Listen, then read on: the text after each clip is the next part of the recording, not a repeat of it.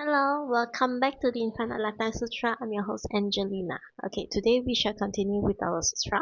Yesterday we stopped short at the part where our Bodhisattva, okay, our Amitabha Buddha, when he was a Bodhisattva, he approached his teacher, 世界自在王如来, asked for guidance on how to build his Buddha world. Okay, so we continue today. 鸡舍受益，复益是自在王如来所起手礼足，绕佛参加，合掌而住。来言：世尊，我已成就庄严佛土，清净之行，佛言善哉，今正是时，如今据说，令众欢喜，以令大众闻是法已。得大善力，能于佛刹修喜摄受，满足无量大愿。Okay, this is the last statement of episode. No, chapter 5. Okay, so what happened after he had learned from the teachings of his teacher? Okay, his teacher had shown him, right, all the wonders of the many Buddhas of all Buddha worlds. Okay, it's like not really just talking, okay, but display, really like holographic display or whatever technology you can call it, projection. Okay, so he projected all the Buddha worlds to show our Bodhisattva at that time, and then the Bodhisattva, once he had learned all the different qualities of the Buddha worlds, the different Buddha worlds. Okay, he developed his own. Okay, it is like you learn all the programming. Okay, all the different programming. You have gathered all your knowledge and everything, and then you decided, I'm going to write my own program. Okay, a perfect, great program. And so when he created his Buddha world, okay, he's completed his Buddha world, he's completed his studies. That means he had perfected, he has become the Buddha. Okay, he had perfected. So he went back to his teacher and he told his teacher, Teacher, I have perfected the knowledge, wisdom, and skills of Buddhahood. Okay, it's like you have finished learning. It's graduation. Okay, so he went back to his teacher and told the teacher, "Oh, I have done everything. I've learned everything. Now I have created my own Buddha world."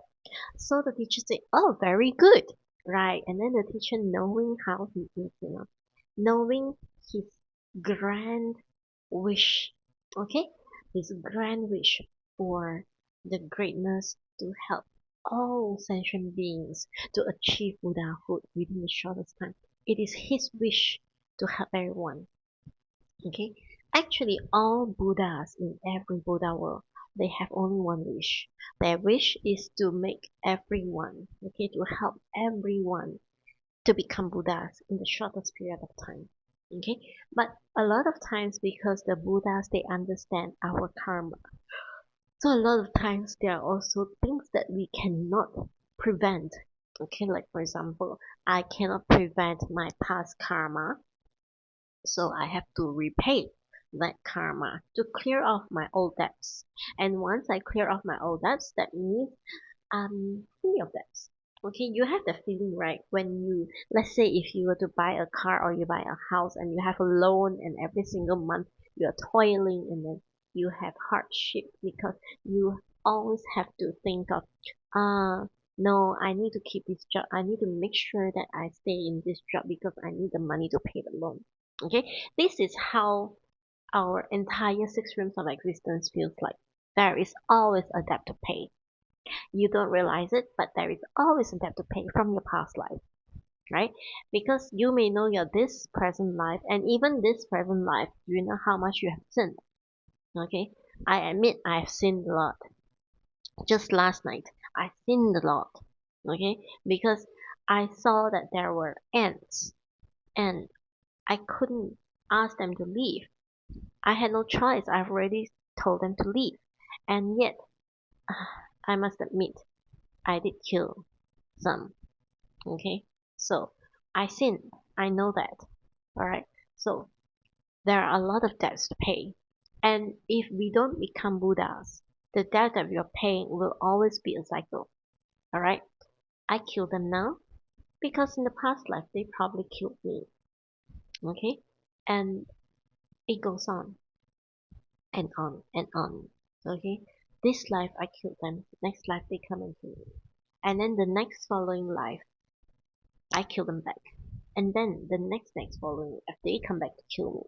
So it is continuous every single day, right? Every single lifetime, and then by the end of it, if you still have not encountered Buddhism, you still have not encountered um, especially in Final Sutra, you continue to go on in the six realms of existence, much to the delight of Mara. Okay, during the last episode, we have spoken about Mara. So instead of having all these painful, continuous rounds of existence, right? Why don't you get out of it? And how do you get out of it? Right? It is like when you are stuck in a situation, alright. If let's say you don't have business and you have been running a business for a long time, for like maybe 6 months, and you have a restaurant and you need to pay for all the bills there are, and then it's just no business. You need to get out of this cycle. Okay, so how to get out of the cycle? You have to do something, right? You have to get yourself out of the situation that trapped you into this result. You have to get into that cause that will provide a different result. So people have promotions, people have everything, and some people they did the most basic things, that is to improve the quality of their own stuff, right? And when they improve the quality of their own stuff, they don't even need to do external promotions.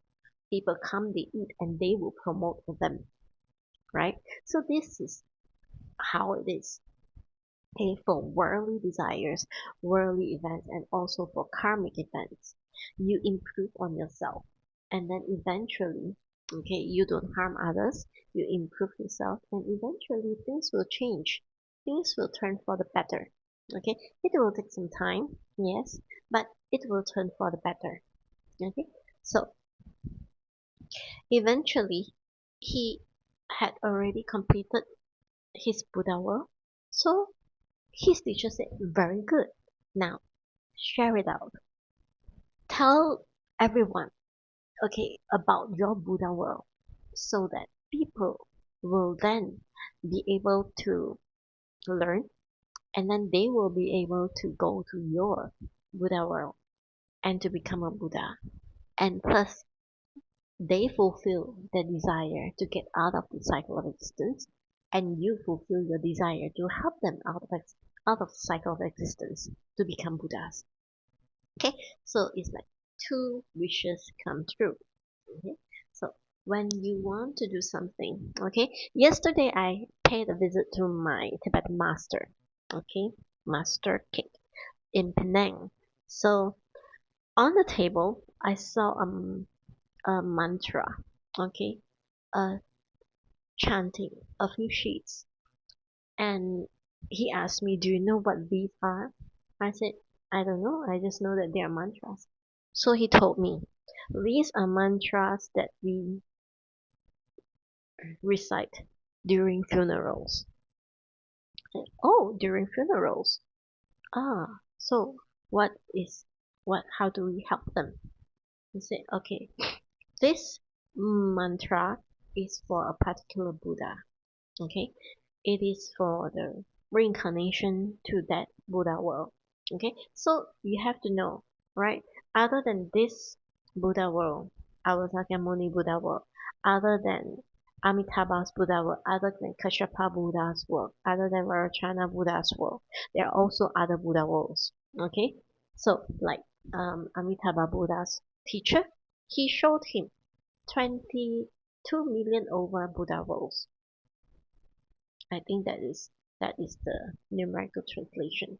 Okay, so if he can tell so many Buddha worlds, okay, there are ways for us to also go there. If we can go to Pure Land in the west, okay, the direction, okay, in the west. So Amitabha Buddha sits in the west.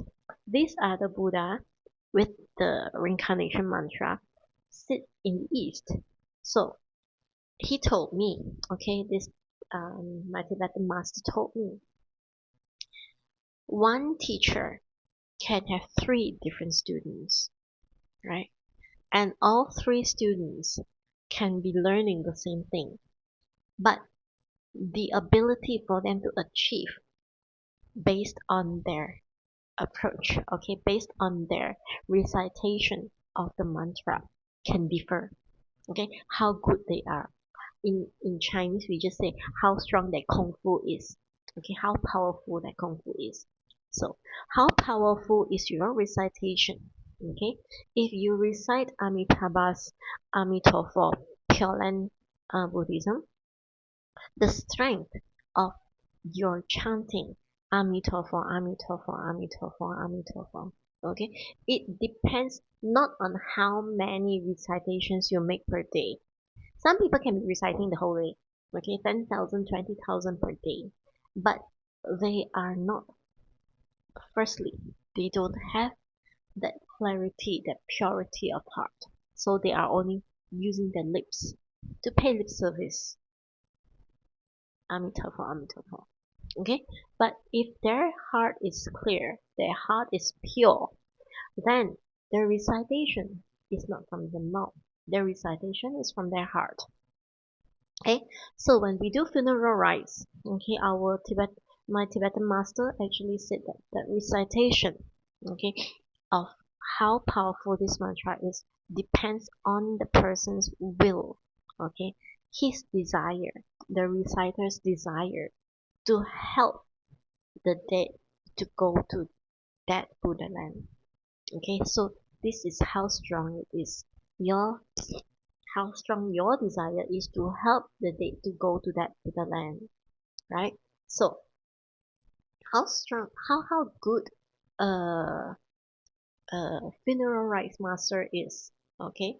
It's not about the completion, because now a lot of people, when you're talking about funeral rites, a lot of people they are like, oh, you just have to make sure that there is, if you look at Chinese funerals, it's like there are flowers, there are food, there are flower wreaths, there are uh, a lot of rites and rituals and whatever.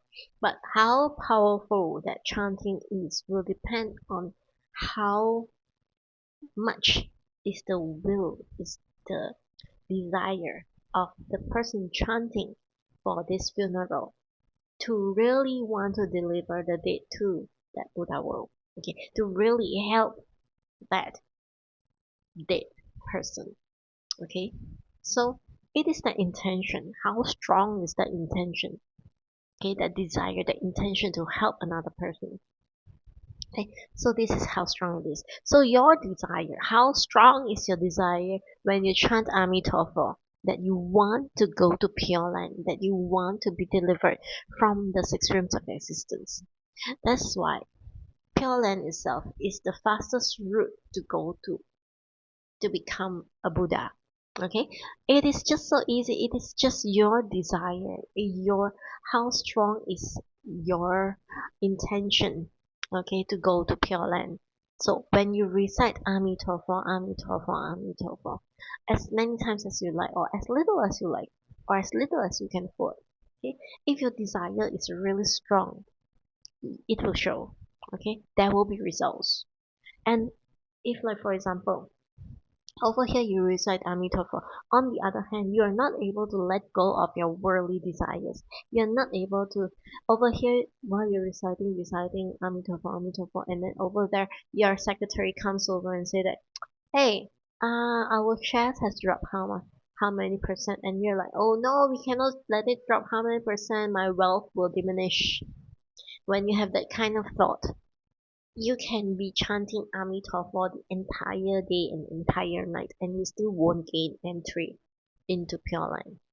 Okay, so it is that kind of desire. So when the Bodhisattva, before he completed his studies, okay, remember at the time when he went to meet his teacher, okay, to ask him to be the teacher, to ask that Buddha to become the teacher, the teacher actually told him, you already know, so you can establish your own. But he said, no, it is beyond my knowledge. Okay, although he can actually practice on his own and be able to become a Buddha, but he has a great desire. All right, his great desire is to expand to all universes, to all worlds, not just the mundane world, not just his Buddha world, not just our Buddha world. It's for all. So that means his desire is so grand, it encompasses all beings from all directions in all Buddha worlds. So at any time at all, okay, even as we are speaking right now, there are other beings from other Buddha worlds that are being transported. He is sending them, he's bringing them in their lotus seats, okay, into his Buddha world continuously, okay, non-stop. Okay, but for us over here in our Buddha world right now, we are getting lesser and lesser of such entrance. Okay, because a lot of times we are too engrossed with all the worldly desires, with all the things that are going on around us. Okay, like for example, over here there are people who thought that money is everything. Okay, so for a long time everyone thought that money is everything, and then they earn money at the expense of their health, at the expense of their family, at the expense of their relationship. And then now, right, if you look at how some youngsters are these days, they don't want to work, they only want to take on gigs, and then they want to experience life. Okay, to them this world is still beautiful. They want to experience life, they want to go everywhere, they earn the money through gigs, and then they save the money, but the money is only for enjoyment. Okay, but there are also those who thinks that I just I didn't want to be stuck in a 9 to 5. I didn't want to be tied to office politics, so I'm just taking a few gigs, okay, working here and there. Okay, um that day I was watching a documentary about Hong Kong where this girl was working in a cafe, and at the same time she was also a makeup artist. So every day she will just drag her makeup kit to meet her clients. Okay, and sometimes when there's no um, client, then she works at a cafe. And cafes are able to provide such flexibility to the employee, you know. So for them, it is easy to survive. But this ease of survival is due to a fatalistic thought. It's not that they are enlightened. It's just due to a fatalistic thought that, the housing prices in Hong Kong have boomed for so long. Okay, the prices are extravagant. They just cannot afford to buy a house. It's like no matter how hard you try, your salary just cannot reach that level for you to buy a house. Okay, if there is any house buying, it is due to the parents, those who are of the older generation, like my generation. Their parents are of my generation. I'm already 50. Okay, I'm not in my 30s. I'm already approaching 50. Okay, so when this happens, they cannot let go of things that they are seeing. They cannot let go of experiences and things that are happening around them.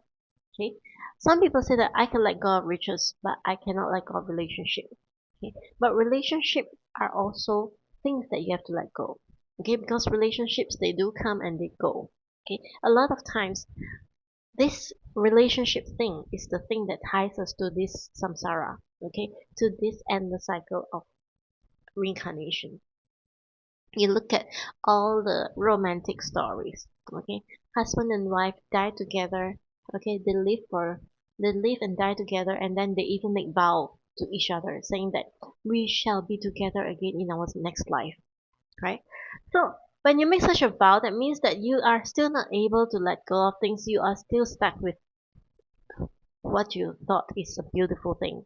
Okay, but if you look at the law of karma, if you look at if you are able to see all the reincarnations in this world, you may be husband and wife in this lifetime, but in the next lifetime, can you guarantee that you're going to be human? Or are you going to guarantee that both of you are going to be reborn in the same realms of existence? Okay, probably one is in heaven, another could be born in the animal kingdom. So what are you going to do? Wait for how many lifetimes? Up there, the lifespan is so long, and down here, the lifespan is so short. By the time he reincarnated into a human, and by the time you're able to come down as a human, are you sure that you're able to meet again and to have that kind of relationship flourishing again? There is no guarantee, right? So, but humans are still that silly, humans are just unable to let go because of all the romantic things that we ourselves romanticize based on the movies, on songs and everything. So we think of things like it is the way, everything is so beautiful, and then we don't realize that it's all fake. Okay, everything is unreal, everything is fake. So when these things happen, it just pulls us down, it traps us, okay, in this six rooms of existence. So when you are chanting Amitabha, okay, are you able to let go of all these things, all right, without a baggage, so that you can go on your lotus seat? Okay, I have a baggage. I admit that. My baggage is my mom. Okay, she is old. I cannot just leave her, right? Even though my desire every day, every single day, I just wish, please bring me to Western Pure Land. Please bring me to Pure Land. I don't want to stay here anymore. Please bring me there. But at the same time, Amitabha does not come to me because he knows that the moment I want to leave, I just keep thinking about my mom. Who is going to take care of her if I were to leave, right? So these are still things that ties me down. Okay, so sorry, the weather is raining outside. Okay, so when you look at all this, right, it's not that our lotus seat is not there. Our lotus seat is already there. It's just our willingness to go.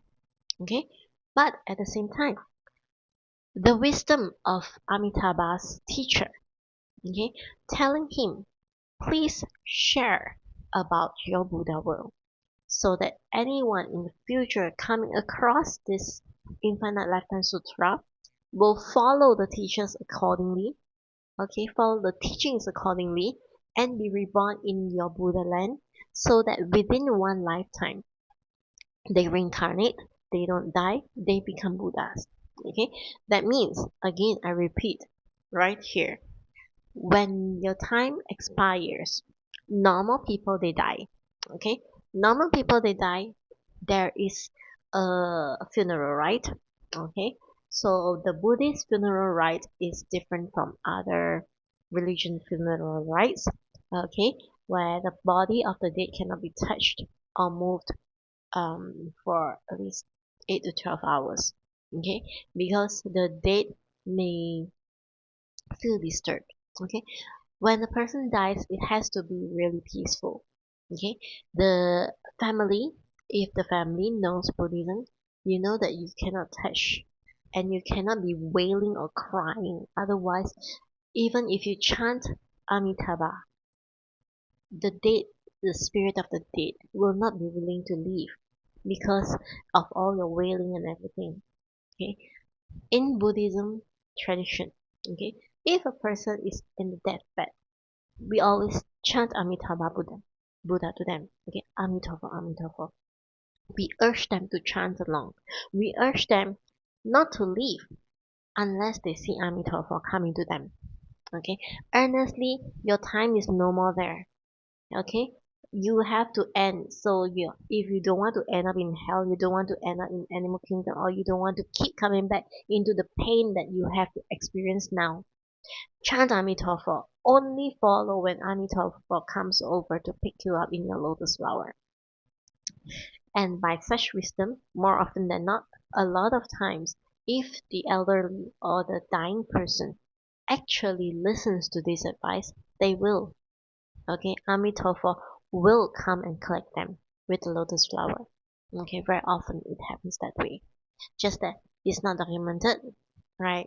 Who will actually just take the camera and then start filming is a utter disrespect, but it happens.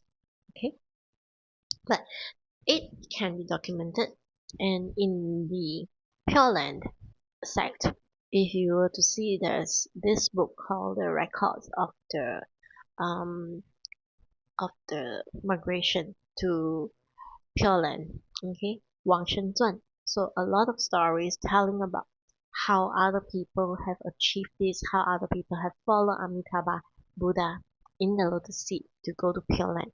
A lot of stories. They documented a lot of stories. Okay, partly as a motivation for us, so that we don't give up and we know that Amitabha Pure Land is real and is achievable. Okay, other Buddha lands, I'm not sure, but Amitabha's Pure Land is achievable. This is true. Okay, this much is true. Other Buddha lands, I don't know. Okay, I will going to go back and keep learning and keep studying from my Tibetan Buddhist master. And one day when I know, I will share it with you guys. But this before that, okay, now we are still on our Infinite Lifetime Sutra, so we should continue. Okay, so when he said that, okay, that means that other um people who are reading the Infinite Lifetime Sutra, the moment you come across the sutra, it means that you have great wealth.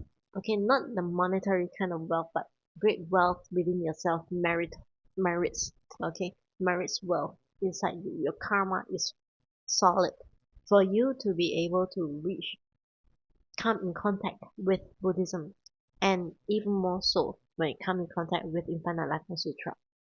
Okay, Sakyamuni Buddha had once said that if, let's say, a person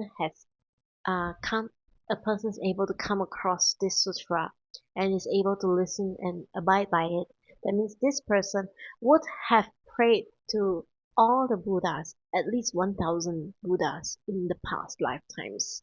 Okay, so if you have that kind of fortune, why are you still here today? For the very reason that I've explained earlier, you cannot let go. You're stuck in this world. You still believe that this world has something for you to cling on to. You didn't let go, not completely. Okay, your mouth has the desire, your heart has a desire, but at the same time, your heart's desire is not focused on only one target. Your heart's desire is focused on so many other things. Okay, so many other things, that such as your family, your friends, your spouse, your children, your parents, right? So there's a lot of baggage that you're carrying. That's why you cannot float up. Okay, so if you want to float up there in your lotus seat, you have to let go of all these baggages. Are you able to do that? Right? That is the ultimate question. Are you able to do that? Are you willing to do that? Okay. Some people, they are not willing to. Okay. In fact, if you were to look at the 48 vows of Amitabha Buddha, one of the vows actually said, if, let's say, anybody who chants my name and does not desire to be migrated to Pure Land, he or she will always be reborn into great families.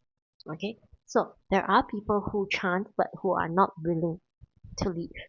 Okay, so we are keeping this video very short today, 29 minutes. Okay, 30 minutes, because in our next episode I want to have a fresh start on the 48 vows. Then when I will put it into a specific podcast, or maybe a specific playlist, okay, for the 48 vows itself.